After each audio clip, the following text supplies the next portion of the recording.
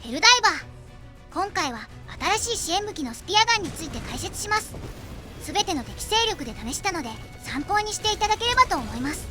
それでは早速確認してみましょう。まずはオートマトンです。ハルクの頭を撃てば一発で倒せます。狙撃に使うこともできます。敵との距離は40メートルですが、狙った位置にしっかり飛んでくれます。胴体を撃った場合は4発必要です。スピアガンにはガスの効果があるので敵を安全に倒すことができます。ただし効果範囲は見た目よりも広いので注意が必要です。またハルクがガスの効果範囲にとどまっていれば胴体に3発でも倒せます。3発目を当ててから16両ほどで力尽きます。腕と足も試しましたが胴体に3発当てないと倒せないようでした。3発ですぐに倒したいなら同じ足を狙うといいです。左の映像では片足だけを狙って3発で倒すことができました。右の映像は両足を撃ちましたが倒すのに合計4発かかっています。腕を破壊する場合も2発必要です。合計4発で両腕を破壊できますがすぐにハルクは倒れません。ガスの効果で13秒ほどしてから倒れました。また片腕だけ打ち続けるのはやめておいた方がいいです。倒すのに8発も必要でした。スピアガンで片足を破壊した後セネターで撃ってみました。結果はあまり良くありません。同じ足を撃った場合は6発です。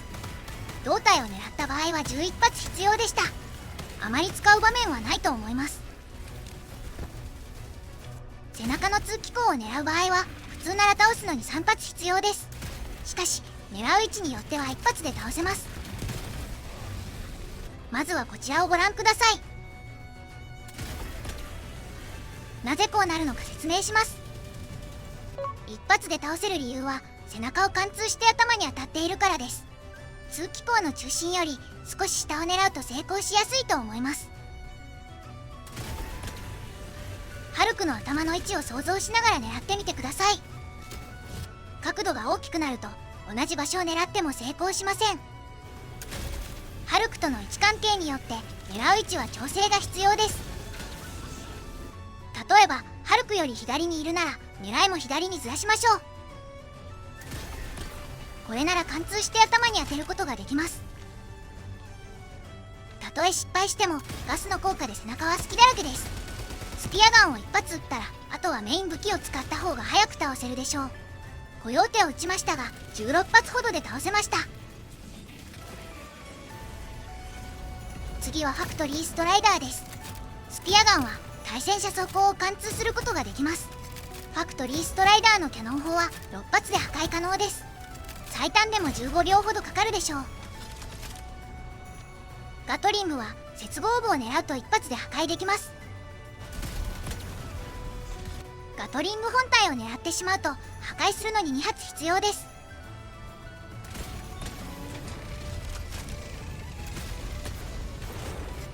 正面から撃つ時もなるべく上を狙うようにしましょう。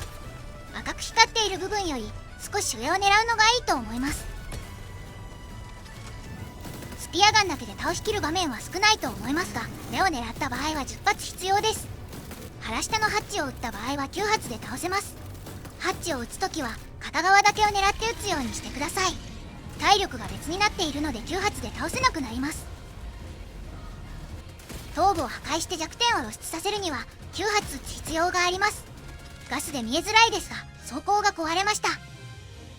倒すのに合計19発も撃たなくてはならないので現実的ではありません。しかし味方と力を合わせた場合は話が変わります。例えば味方が EAT を2発かコマンドを4発撃ったとします。残りの体力はあと少しなのでスピアガンを2発で倒すことができます。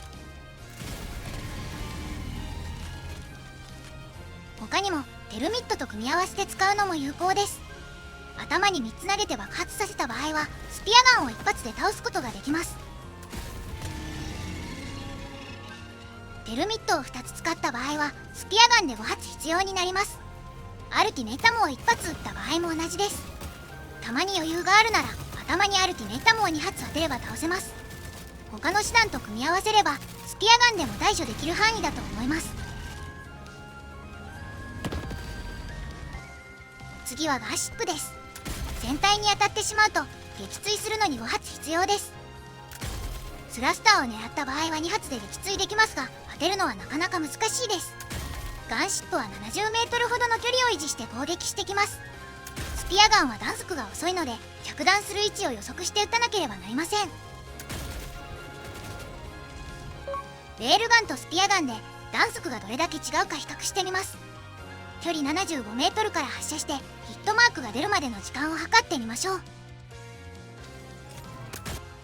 スピアガンは着弾まで 0.3 秒ほどですが、レールガンは 0.05 秒で着弾しています。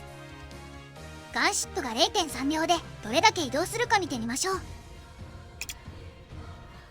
スラスターに狙いを合わせていましたが、そこには何もありません。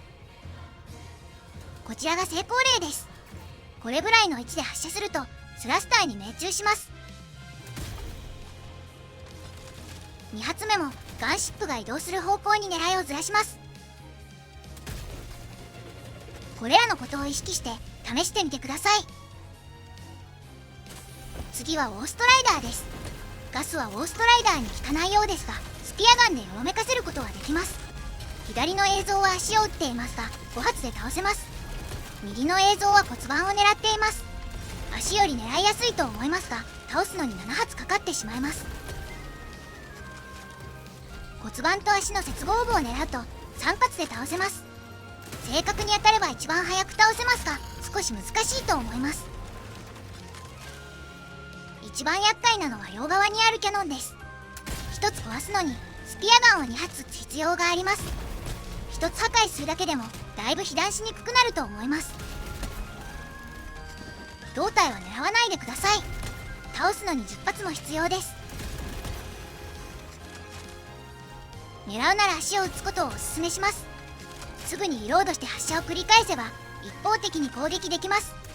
自信があるなら接合部を狙ってもいいと思います。倒すのにかかった時間は11秒ほどです。次はタンクです。尾体を破壊するとタンクの動きを止めることができます。破壊には3発必要です。尾体を壊しただけでは倒せないので、砲塔の裏か車体の背面を撃ちましょう。3発で倒すことができます。強化スカウトストライダーは装甲板や腰を撃つと一発で倒せます。機関銃と足は狙わないようにしましょう。一発で倒せない上にガスの効果でも生き残ります。デバステーターは胴体か足を狙っても一発で倒せます。バーサーカーの場合は足を撃っても一発で倒せないので狙わないようにしましょう。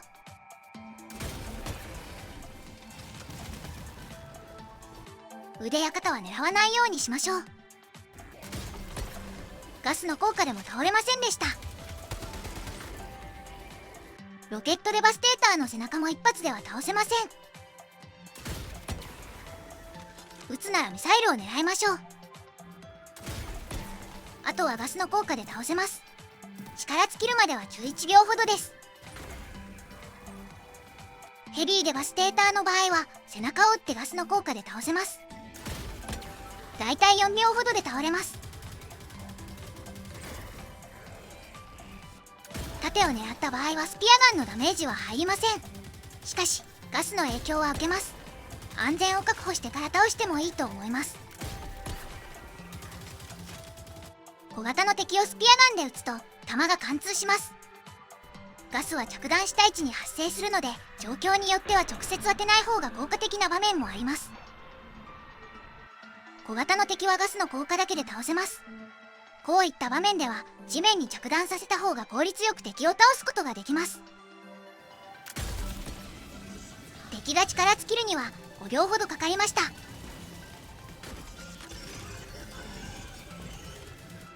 次はキャノン砲です。背面を狙えば3発で破壊することができます。スピアガンは対戦車装甲を貫通するので正面からでも壊せます。しかしおすすめすることはできません。壊すのに12発も撃つことになります。ァブリケーターも壊すことはできますが9発必要になります。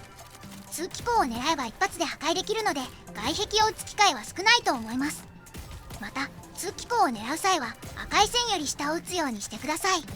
線より上を撃っても壊せません。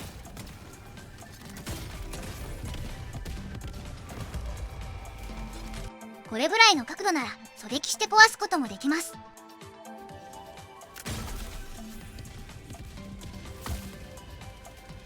通気口を狙ってバルクファブリケーターを破壊することもできます。対空砲と迫撃砲は2発で破壊できます。同じくバンカータレットも2発で壊せます。ここからはターミニットについて確認しましょう。ベヒーモスとラクチャーチャージャーで比較してみます。頭を狙った場合倒すにはどちらも6発必要でした。また頭を打った場合はガスの効果で倒せることはないようでした。ちなみに通常のチャージャーは頭に4発で倒せます。ベヒーモスの足を狙った場合は装甲を破壊するのに3発必要です。ラクチャーチャージャーの場合は4発撃たなくてはなりません。装甲を破壊した後はスピアガンだと3発で倒せます。コヨーテなどのメイン武器で対処するならワンマガジンあれば倒せるでしょう。しかしガスの効果で狙いづらいので足を撃つのはあまりおすすめできません。胴体を狙った場合はどうなるでしょうか。ベヒーモスの装甲を壊すには4発必要です。ラクチャーチャージャーの場合は3発で壊せます。ベヒーモスが合計5発、ラクチャーチャージャーは合計4発で倒せます。胴体はガスによるダメージが影響します。ガスで体力が減っていないと一発多く撃たないといけないので注意してください。装甲を破壊したらメイン武器などで対処してもいいと思います。ガスで体力が減っているので簡単に倒せるはずです。ベヒーモスの胴体に EAT が命中した場合はスピアガンを撃ちましょう。一発で倒せます。お尻を撃つ場合は胴体へ貫通する角度なら2発で倒せます。右の映像では装甲部を狙いましたが3から4発撃たないといけませんでした。ベヒーモスの場合はガスの効果が切れるのを待っても一発では倒せません。ラクチャーチャージャーの場合は一発で倒せます。装甲部に当たっても一発で倒せますが力尽きるまでの時間が長くなります。無装甲の部分を撃った方が3秒ほど早く力尽きます。またチャージャーの場合も結果は同じでした。側面から撃つと弾が貫通して着弾した位置にガスが発生します。胴体にも当たらないのでお尻を破壊して倒すことになります。ラクチャーチャージャーの場合は3発で破壊できます。ベヒーモスはお尻の破壊に4発必要です。ただしガスのダメージ次第で結果は変わるかもしれません。実戦ではスピアガンで足止めして戦略支援やテルミットなどを使うと処理が早いです。ガスの効果でエアストライクも当てやすいです。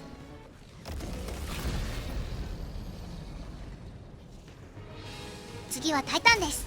頭を狙った場合は6発で倒すことができます。タイタンにスピアガンを当てると少しよろめきます。3の噴射を止めることができるので一方的に攻撃することが可能です。倒すのにかかった時間は16秒ほどです。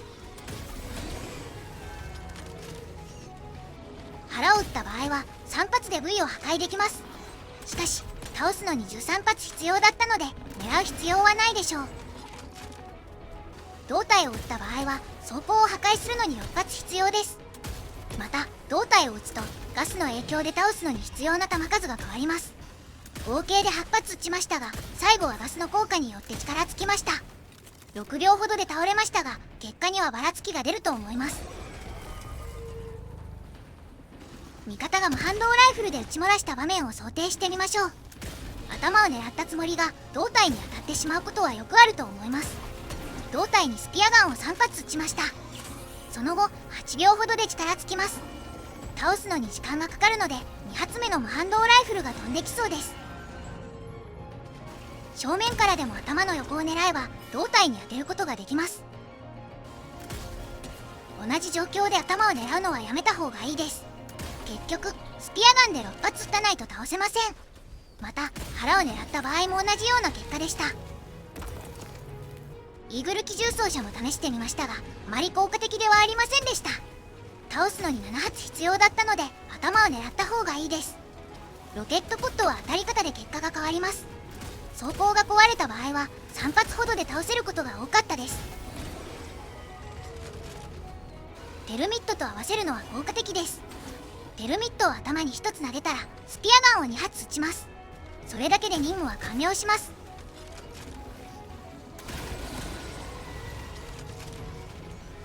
胴体の場合はテルミットを2つ投げると装甲を破壊できます。しかし倒すのにスピアガンを4発撃たないといけませんでした。素早く倒すならテルミットを3つ投げた方がいいでしょう。次はドラゴンノーチです。ドラゴンノーチの捕獲に成功したのでじっくりと狙ってみましょう。結果を先にお伝えすると、頭を狙った場合は6発で倒せることが分かりました。胸を狙った場合は16発ほど必要です。スピアガンだけでの対処は現実的ではありません。皆さんもご存知の通り、実戦で頭に6発当てることは非常に困難です。別の対抗手段を用意しないと大変なことになります。機動レールキャノンやアルティメイタムなどを使うといいでしょう。一発で倒すことができます。次はインペーラーです。露出した弱点を狙うと4発で倒せます。しかしスピアガンを1発撃ったらメイン武器を使った方が早く倒せます。コヨーテならワンマガジンあれば十分です。足を狙った場合は3発で装甲を破壊できます。スピアガンだけを使った場合、倒すのに合計6発必要です。先ほどのように装甲を破壊したらメイン武器を使った方が早く倒せます。足を狙う機会は少ないかもしれませんが、覚えておくといいでしょう。接近できるチャンスがあれば口を狙いましょう。4発で倒すことができます。触手は出さないですが、ガスの効果範囲に入らないように注意が必要です。胴体の装甲は3発で破壊できます。スピアガンだけを使うと倒すのに合計7発必要です。メイン武器に切り替える場合はスピアガンを5から6発撃ってからにした方がいいです。5発撃ってコヨーテに持ち帰るとワンマガジン分でインペーラーを倒せました。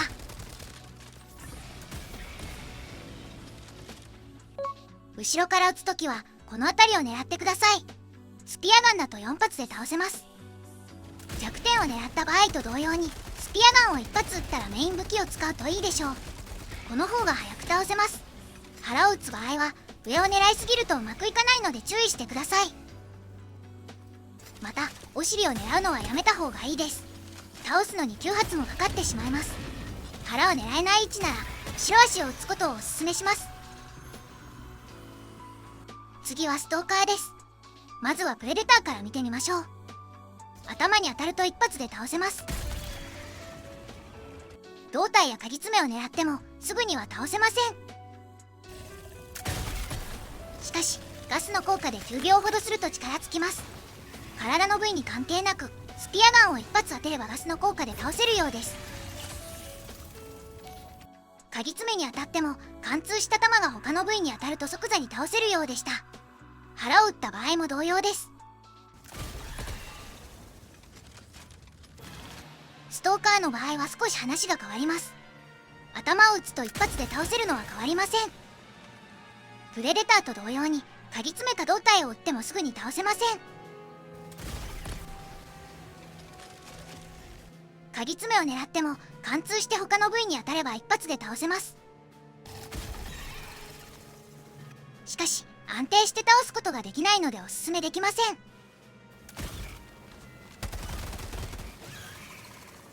プレデターとの大きな違いはガスの効果で倒すのが難しい点です。一発で倒せないと透明になって逃げてしまいます。すぐに2発目を当てれば倒せますが、透明になると体力が回復するので注意してください。2発目のスピアガンを撃つよりメイン武器を使った方が早く倒せます。一発で仕留めるコツは緑の線より下を狙うようにすることです。腹を狙うようにするのが一番倒しやすいと思います。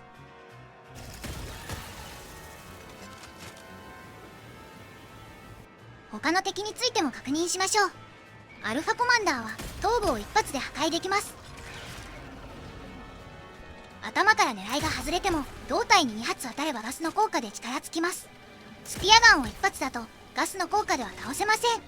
2発目を当ててから6秒ほどで力尽きました。ハイブガードは頭部か胴体を撃つとすぐに倒せます。足か爪を打った場合はガスの効果で力尽きます。倒れるまでは10秒前後といったところです。しかし生き残ることもあったので狙わないようにしましょう。バイルスキューワーは頭を打てば一発で倒せます。装甲の上から倒すには2発必要です。また一発撃ってもガスの効果で倒れることはありません。もう一度スピアガンを撃つかメイン武器などで倒してください。腹を狙うと3発撃たないといけません。なるべく狙わないようにしましょう。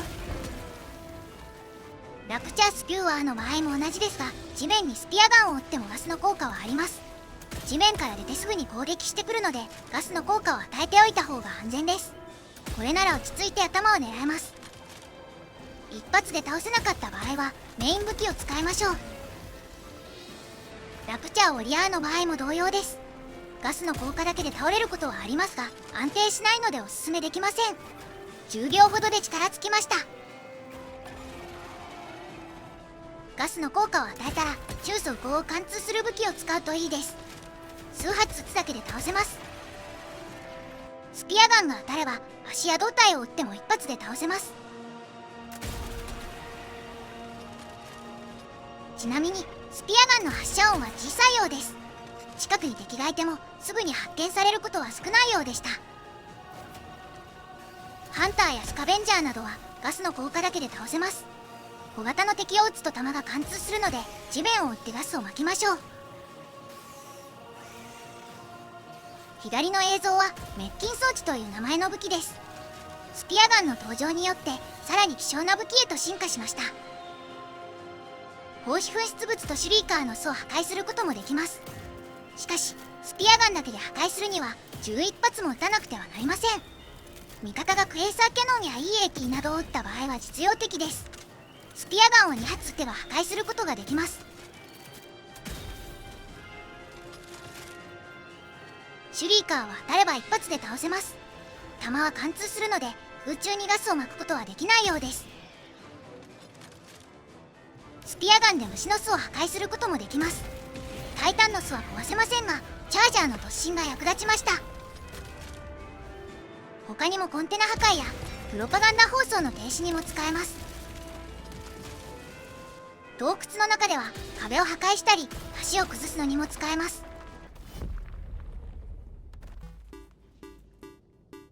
最後にイルミネートを見てみましょう。まずはハーベスターです。シールドは3発で破壊できますがメイン武器を使った方がいいと思います。シールド発生装置は1発で壊せます。本体は左右どちらかの股関節を狙ってください。3発当てれば倒すことができます。スピアガンを2発当てたら中速攻を貫通できる武器を使うのも悪くありません。コヨーテを使ってマガジンの半分ほどで倒せました。目を打っても正確に当たれば3発で倒せますが非常に当てづらいのでやめた方がいいです。また顔を打った場合は倒すのに8発ほど必要です。特に狙う理由はないと思うのでやはり股関節を狙うのが最善でしょう。次はフレッシュモブです。スピアガンを連続で当てると倒すのに10発ほど必要です。ガスによるダメージはそこまで高くありません。毎回ガスの効果が切れてから撃っても倒すのに7発ほど必要になります。スピアガンだけで倒すのは非効率なので一発撃ったらメイン武器を使った方がいいです。例えばスピアガンを一発撃った後にコヨーテを使うとこんな感じになります。連続で発砲すると弾の消費は大きいですが早く倒せます。ワンマガジンと半分ほどで倒せました。一方炎が消えないように時間をかけて射撃した場合は30発ほどの消費で済みました。ただし倒すのに時間はかかるので状況に応じて撃ち方を変えるといいでしょう。またフレッシュモブにスピアガンを撃つと弾が貫通します。貫通しただけでもガスの効果はありますが着弾地点より効果時間は短くなるようです。次は足元を撃ちます。効果中はヒットマークが確点滅します。この場合効果は約10秒間持続しました。時間を稼ぎたい状況では足元を狙うようにした方が効果的です。次はオーバーシアーです。頭部に当てれば一発で倒せます。他の部位を撃つと装甲は一発で破壊できます。しかしガスの効果が切れるのを待っても倒せません。本体の体力はかなり少なくなるので装甲がなくなった部分を狙えばすぐに倒れます。スピアガンを2発当てればすぐに倒せますが、ガスの効果で動きが予測できないので当てづらいです。勝利武器を使えば適当に撃ってもすぐに倒せるのでおすすめです。エレベートオーバーシアーの背中を撃った場合は一発で倒せます。ソウルレスを直接狙うと弾が貫通してしまうのでガスの効果を最大限に発揮できなくなります。地面に着弾させた方がガスの効果を活かせます。ソウルレスならガスの効果だけで倒せるのであとは待つだけです。しかし油断はしないでください。2発も撃てば十分なので逃げる時にも使えるでしょう。ウォッチャーは一発で倒せます。スティングレイはスピアガンを3発当てれば撃墜できます。リロードに時間がかかるので連続で当てるのは難しそうです。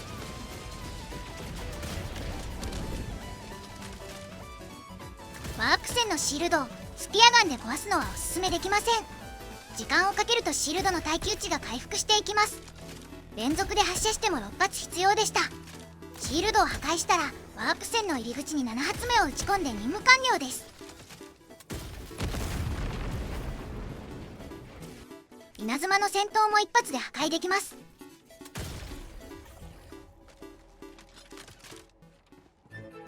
スピアガンについてはいかがだったでしょうか。